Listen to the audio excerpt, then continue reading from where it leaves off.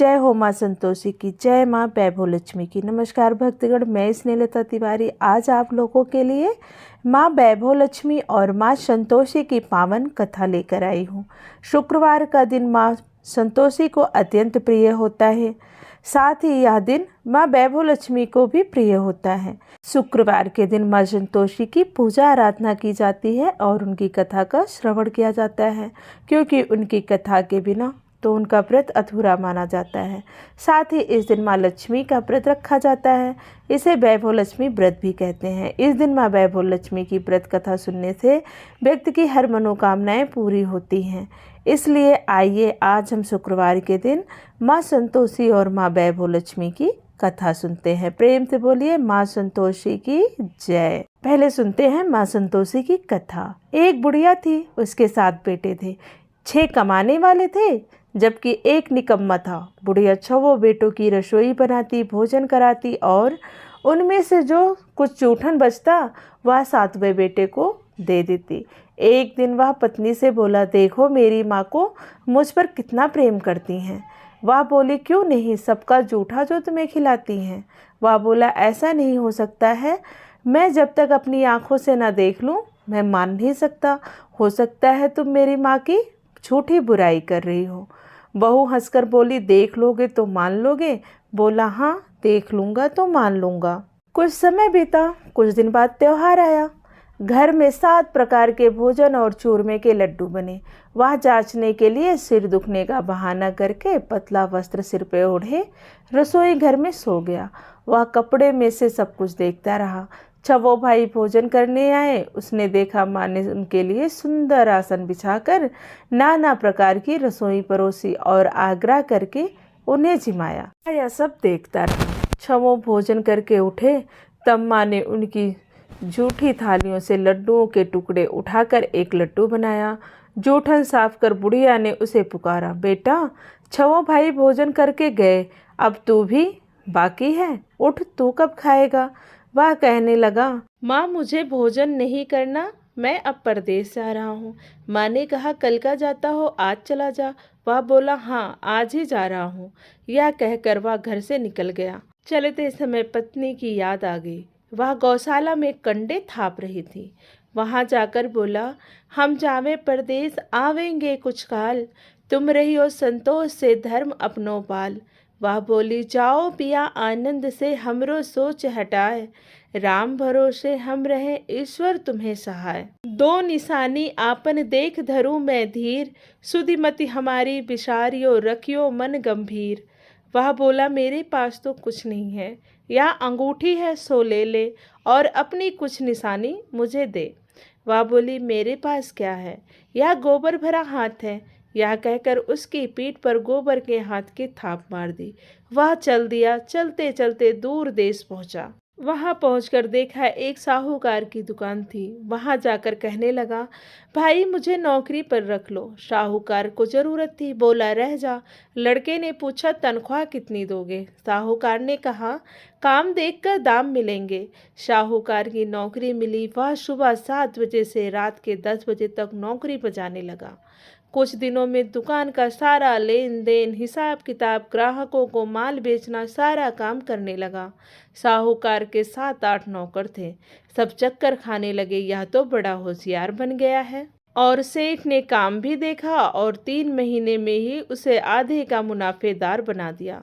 कुछ वर्ष में ही नामी सेठ बन गया और मालिक सारा कारोबार उस पर छोड़कर चला गया। इधर उसकी पत्नी को सास ससुर दुख देने लगे। सारी गृहस्थी का काम करा के उसे लकड़ी लेने जंगल में भेजते। इस बीच घर के आटे से जो भूसी निकलती उसकी रोटी बनाकर रख दी जाती और फूटे नारियल की नरेली में पानी। एक दिन वह लकड़ी लेने जा रही थी। रास्ते में बहुत सी स्त्रियां संतोषी माता का व्रत करती दिखाई दी।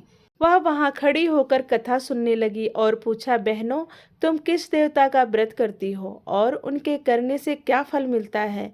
यदि तुम इस व्रत का विधान मुझे समझा कर कहोगी तो मैं तुम्हारा बड़ा एहसान मानूंगी। तब उसमें से एक स्त्री बोली, सुनो, यह संतोषी माता का व्रत है। इसके करने से निर्धनता दरिद्रता का नाश होता है और जो कुछ मन में कामना हो वह सब माता संतोषी की कृपा से पूरी होती है। तब उसने उनसे व्रत की विधि पूछी। वह भक्तिनी स्त्री बोली, 1.25 आने का गुड़ चना लेना, इच्छा हो तो 5.25 आने का लेना या 1.25 रुपये का भी सहूलियत के अनुसार लाना। बिना परेशानी और श्रद्धा व प्रेम से जितना बन पड़े सवाय लेना। प्रत्येक शुक्रवार को निराहार रहकर कथा सुनना। इसके बीच क्रम टूटे नहीं। लगातार नियम पालन करना। सुनने वाला कोई ना मिले तो घी का दीपक जला उसके आगे या जल के पात्र को सामने रखकर कथा कहना।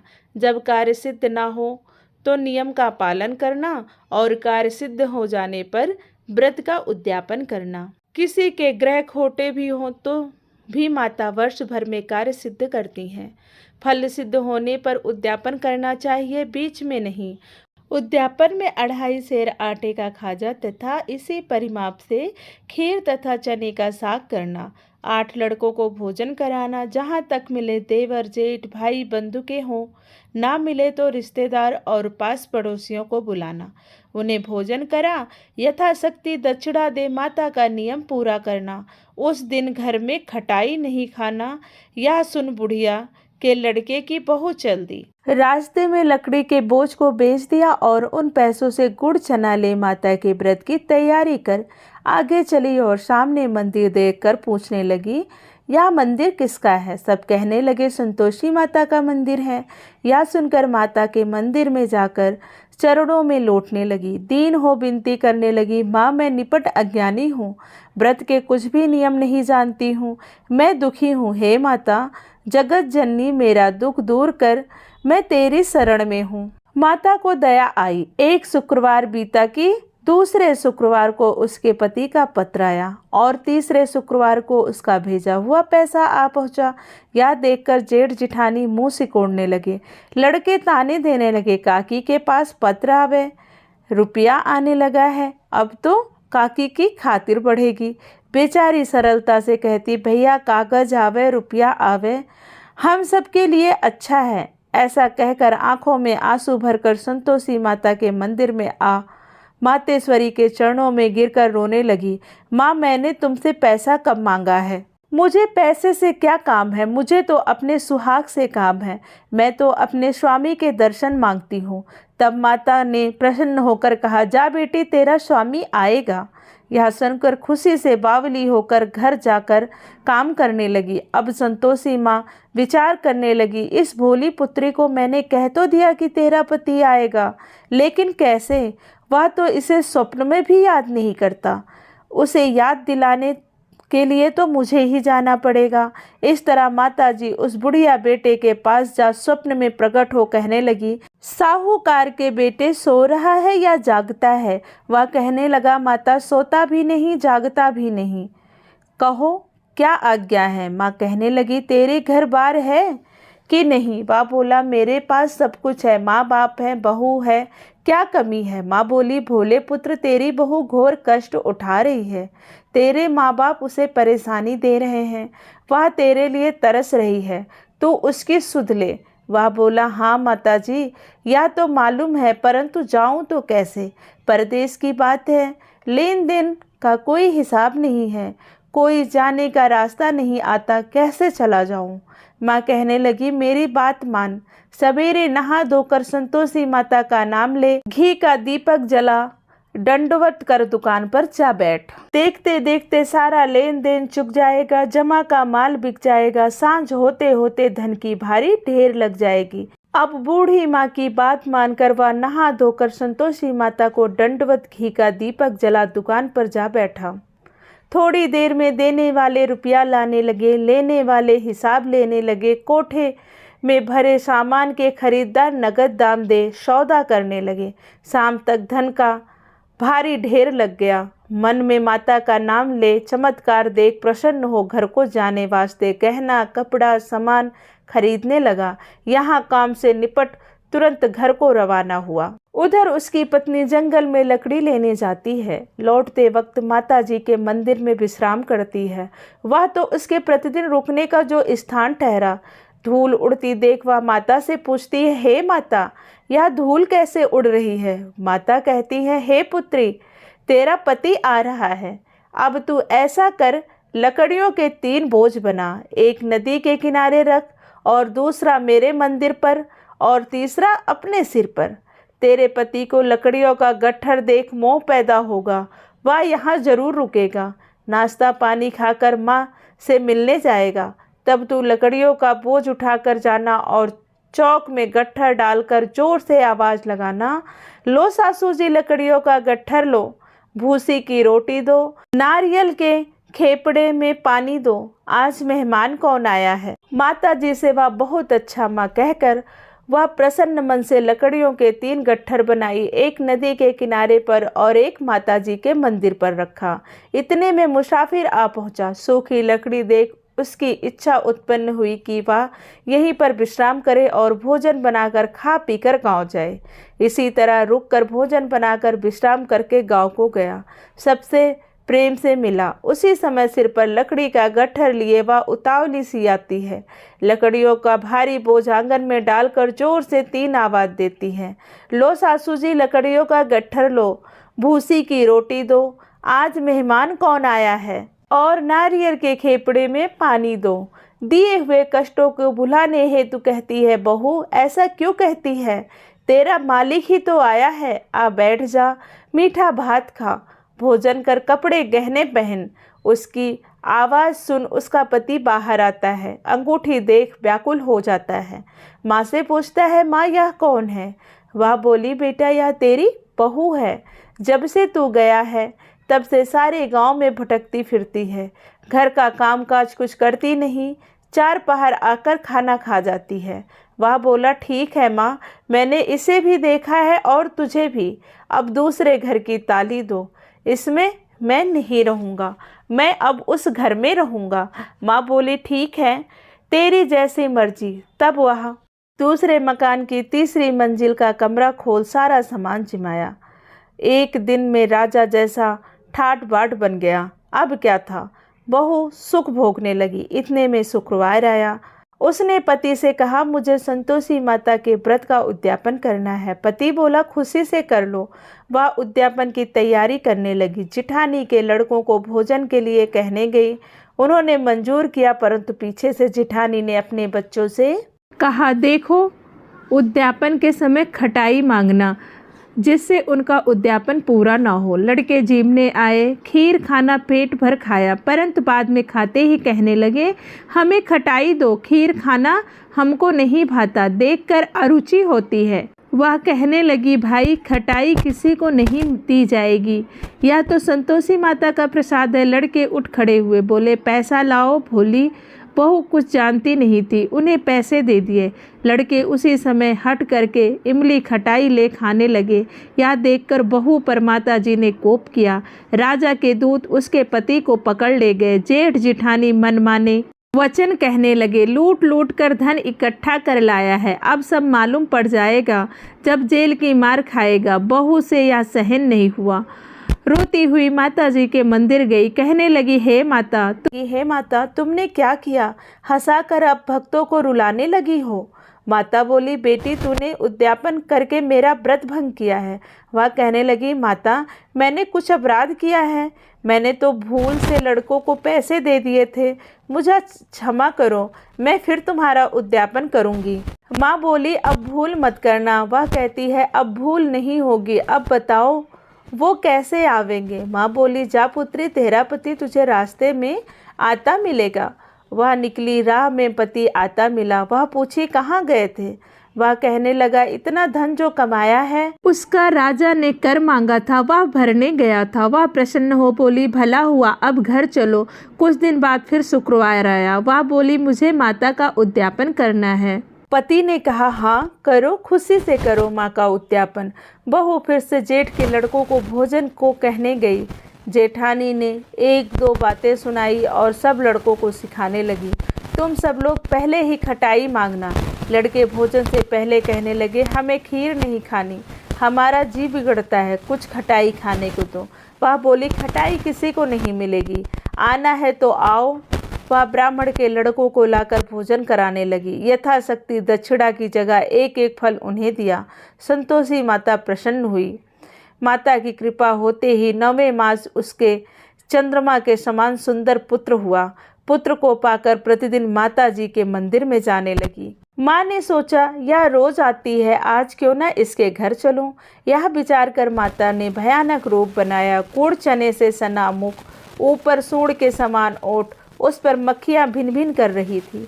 देहली पर पैर रखते ही उसकी सास चिल्लाई, देखो रे, कोई चुड़ैल डाइन चली आ रही है, लड़को इसे भगाओ, नहीं तो किसी को खा जाएगी। लड़के भगाने लगे, चिल्लाकर खिड़की बंद करने लगे। बहू रोशनदान से सब देख रही थी। प्रसन्नता से पगली हो चिल्लाने लगी, आज मेरी माता मेरे घर आई हैं। वह बच्चे को दूध पीने से हटाती है। इतने में सास का क्रोध फट पड़ता है। वह बोली, क्या उतावली हुई है, बच्चे को पटक दिया। इतने में माँ के प्रताप से लड़के ही लड़के नजर आने लगे। वह बोली, माँ, मैं जिनका व्रत करती हूँ यह संतोषी माता हैं। सबने माता जी के चरण पकड़ लिए और विनती कर कहने लगे, हे माता, हम मूर्ख हैं, अज्ञानी हैं, तुम्हारे व्रत की विधि हम नहीं जानते। व्रत भंग कर हमने बड़ा अपराध किया है। जग माता, आप हमारा अपराध क्षमा करो। इस प्रकार माता प्रसन्न हुई। बहू को प्रसन्न हो जैसा फल दिया वैसा सबको देना। जो कथा कहे सुने हुंकार भरे, माँ सबकी मनोकामना पूरी करना, सबके बिगड़े काम बनाना। प्रेम से बोलिए माँ संतोषी की जय। आइए अब सुनते हैं माँ वैभव लक्ष्मी की यह पावन कथा। एक शहर में बहुत से लोग रहते थे। सभी अपने अपने कर्मों में लगे रहते थे। किसी को किसी की परवाह नहीं थी। भजन कीर्तन, भक्ति भाव, दया माया, परोपकार जैसे संस्कार कम हो गए थे।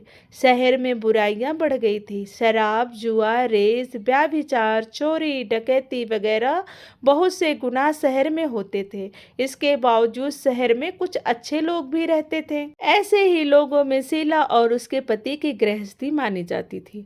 शीला धार्मिक प्रवृत्ति की और संतोषी स्वभाव वाली थी। उसका पति भी विवेकी और सुशील था। शीला और उसका पति कभी किसी की बुराई नहीं करते थे और प्रभु भजन में अच्छी तरह समय व्यतीत कर रहे थे। शहर के लोग इनकी गृहस्थी की सराहना करते थे। देखते ही देखते समय बदल गया। शीला का पति बुरे लोगों से दोस्ती कर बैठा। जब वह जल्द से जल्द करोड़पति बनने का ख्वाब देखने लगा, इसलिए वह गलत रास्ते पर चल पड़ा। फलस्वरूप वह रोडपति बन गया, यानी रास्ते पर भटकने वाला भिखारी जैसी उसकी हालत हो गई। शराब, जुआ, रेस, चरस, गांजा वगैरह बुरी आदतों में शीला का पति भी फंस गया। दोस्तों के साथ उसे भी शराब की आदत हो गई। इस प्रकार उसने अपना सब कुछ रेस जुए में गंवा दिया। शीला को पति के बर्ताव से बहुत दुख हुआ, किंतु वह भगवान पर भरोसा कर सब कुछ सहने लगी। वह अपना अधिकांश समय प्रभु भक्ति में बिताने लगी। अचानक एक दिन दोपहर को उसके द्वार पर किसी ने आवाज दी। शीला ने दरवाजा खोला तो देखा कि एक माजी खड़ी हैं। उनके चेहरे पर अलौकिक तेज निखर रहा था।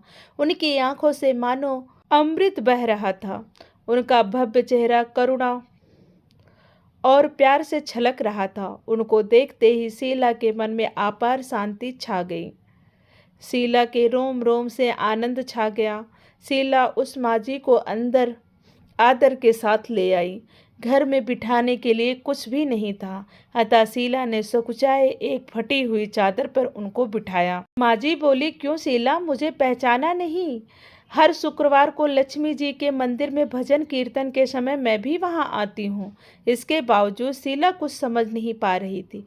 फिर माजी बोली, तुम बहुत दिनों से मंदिर नहीं आई, अतः मैं तुम्हें देखने चली आई। माँ जी के अति प्रेम भरे शब्दों से शीला का हृदय पिघल गया। उसकी आंखों में आंसू आ गए और वह बिखल बिखल कर रोने लगी। माँ जी ने कहा, बेटी, सुख और दुख तो धूप और छांव जैसे होते हैं। धैर्य रखो बेटी, मुझे तेरी सारी परेशानी बता। माँ जी के व्यवहार से शीला को काफ़ी सांत्वना मिली और सुख कि आज में उसने माँ जी को अपनी सारी कहानी कह सुनाई। कहानी सुनकर माँ जी ने कहा, कर्म की गति न्यारी होती है, हर इंसान को अपने कर्म भुगतने ही पड़ते हैं, इसलिए तू चिंता मत कर, अब तू कर्म भुगत चुकी है, अब तुम्हारे सुख के दिन अवश्य आएंगे। तू तो माँ लक्ष्मी जी की भक्त है। माँ लक्ष्मी जी तो प्रेम और करुणा के अवतार हैं, वे अपने भक्तों पर हमेशा ममता रखती हैं, इसलिए तू धैर्य रखकर माँ लक्ष्मी जी का व्रत कर, इससे सब कुछ ठीक हो जाएगा। शीला के पूछने पर माँ जी ने उसे व्रत की सारी विधि बताई। माँ जी ने कहा, बेटी, माँ लक्ष्मी जी का व्रत बहुत सरल है, उसे वरलक्ष्मी व्रत या वैभव लक्ष्मी व्रत कहा जाता है। यह व्रत करने वाले की सब मनोकामनाएं पूर्ण होती हैं, वह सुख संपत्ति और यश प्राप्त करता है। शीला यह सुनकर आनंदित हो गई। शीला ने संकल्प करके आंखें खोली तो सामने कोई नहीं था। वह विस्मित हो गई कि माँ जी कहाँ गई। शीला को तत्काल यह समझते देर नहीं लगी कि माँ जी और कोई नहीं, साक्षात लक्ष्मी जी ही थी। दूसरे दिन शुक्रवार था। सवेरे स्नान करके स्वच्छ कपड़े पहनकर शीला ने माँ जी द्वारा बताई गई विधि से पूरे मन से व्रत किया। आखिरी में प्रसाद वितरण हुआ। यह प्रसाद पहले पति को खिलाया। प्रसाद खाते ही पति के स्वभाव में फर्क पड़ गया। उस दिन उसने शीला को मारा नहीं, सताया भी नहीं। शीला को बहुत आनंद हुआ। उसके मन में वैभव लक्ष्मी व्रत के लिए श्रद्धा बढ़ गई। शीला ने पूर्ण श्रद्धा भक्ति से 21 शुक्रवार तक वैभव लक्ष्मी का व्रत किया। 21वें शुक्रवार को माँ जी के कहे मुताबिक उद्यापन विधि कर के 7 स्त्रियों को वैभव लक्ष्मी व्रत की 7 पुस्तकें उपहार में दी। फिर माता जी के धन लक्ष्मी स्वरूप की छवि को वंदना करके भाव मन से ही मन प्रार्थना करने लगी, हे माँ धन लक्ष्मी, मैंने आपका वैभव लक्ष्मी व्रत करने की मन्नत मानी थी, वह व्रत आज पूर्ण किया है। हे माँ, मेरी हर विपत्ति दूर करो, हमारा सबका कल्याण करो। जिसे संतान न हो उसे संतान देना, सौभाग्यवती स्त्री का सौभाग्य अखंड रखना, कुंवारी लड़की को मनभावन पति देना। जो आपका यह चमत्कारी वैभव लक्ष्मी व्रत करे, उसकी सब मनोकामना पूर्ण करना, उसकी सारी विपत्ति को दूर करना, सभी को सुखी रखना। हे माँ, आपकी महिमा अपार है। ऐसा बोलकर लक्ष्मी जी के धन लक्ष्मी स्वरूप की छवि को प्रणाम किया। व्रत के प्रभाव से शीला का पति अच्छा आदमी बन गया और कड़ी मेहनत करके व्यवसाय करने लगा। उसने तुरंत शीला के गिरवी गहने रखे छुड़ा दिए। घर में धन की बाढ़ सी आ गई। घर में पहले जैसी सुख शांति छा गई। वैभव लक्ष्मी व्रत का प्रभाव देखकर मोहल्ले की दूसरी स्त्रियां भी विधिपूर्वक वैभव लक्ष्मी का व्रत करने लगी। प्रेम से बोलिए माँ वैभव लक्ष्मी की जय, माँ संतोषी की जय।